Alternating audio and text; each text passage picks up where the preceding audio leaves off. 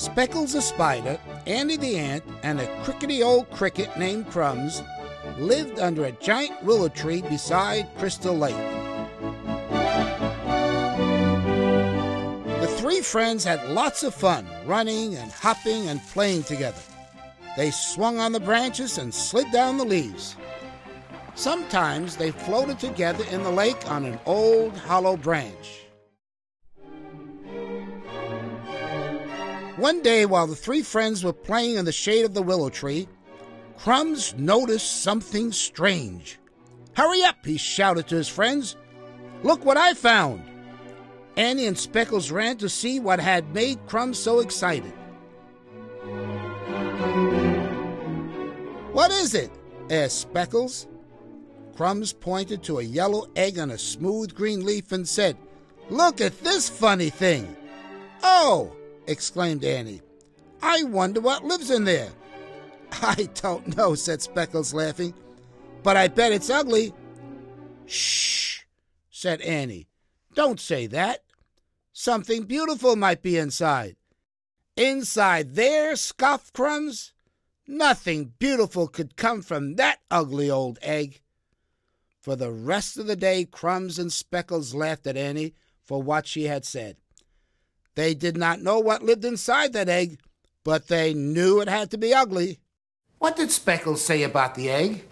Lisa? It's ugly. It's ugly. He didn't know what was in the egg, but right away he makes a snap judgment. And I see sometimes boys and girls doing that too. Particularly concerning food. Their dad and mom might give them some strange-looking food. "I don't like it." Well, how do you know? You didn't even taste it. You should try it. Don't right away say, "I don't like it," when you didn't even taste it. You know, learn to try things. And don't do snap judgments like they're doing here. Notice something here about Annie. What is she doing here? Gerard? She stood up for what is right. Yes, she's standing up for what's right. Even though her friends are doing snap judgments. That's ugly. That ugly egg. But Annie, no, she's going to stand up for what's right.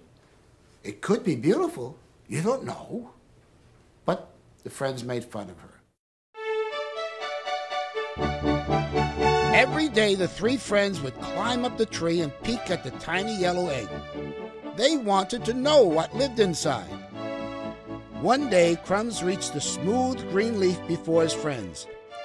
He saw a strange-looking creature poking its head out of the egg. "Quick!" yelled Crumbs. "Come look at this ugly worm!"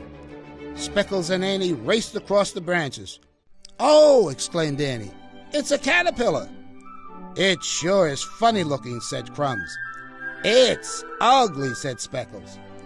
"No, it's not," insisted Annie. "Just because it's different doesn't make it ugly." Speckles ignored Annie.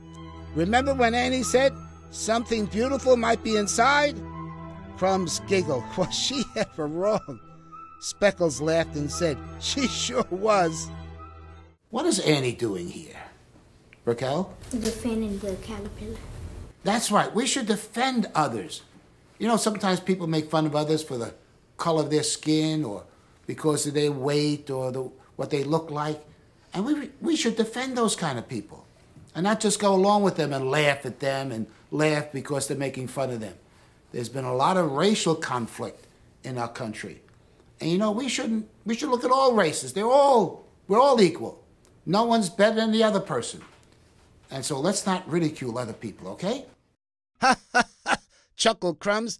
"That's the ugliest thing I've ever seen." Then Speckles and Crumbs laughed so hard their insides began to hurt. But not Annie. She did not think it was the least bit funny. Soon the three friends forgot all about the caterpillar. They went back to their favorite place to swing and climb and have lots of fun. One day, as the three friends were floating on the lake, they happened to see a caterpillar on the bank.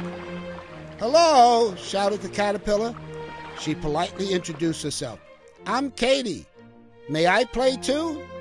"Of course," said Annie with a great big smile. "Come, float on the lake with us."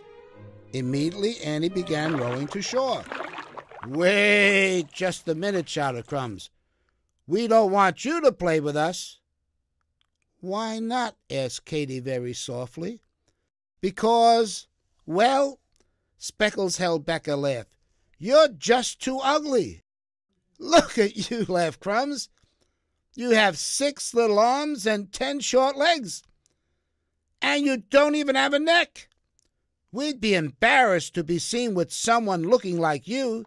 What was Crumbs and Speckles doing here, Jordan? They were being rude to the caterpillar. Oh, sometimes children can be very cruel to one another. But you got 2 ears. And some people, because someone doesn't like them, that's only one person. You're going to walk around sad the rest of your life because one person or 2 people or 5 people don't like you? When there's thousands and thousands of other people that do like you? Or, sometimes we let these words come into our hearts and we live a very disturbed life. Now, it's not nice. I feel sorry for the poor caterpillar, but it's just Crumbs and Speckles. Not everybody thinks that way. And so learn. Not always to take everything what people say and say, "Oh boy, I'm just a nobody, no one likes me." Hey, that's only that person or those 2 people. If your parents love you, and you ought to be happy about that. And I'm sure they do.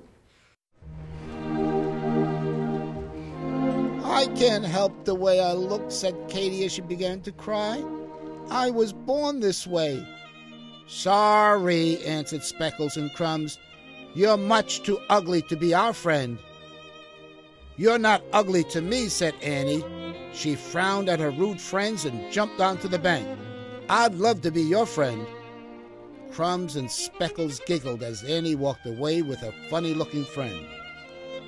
When they were alone, Katy asked, "Why am I so ugly?"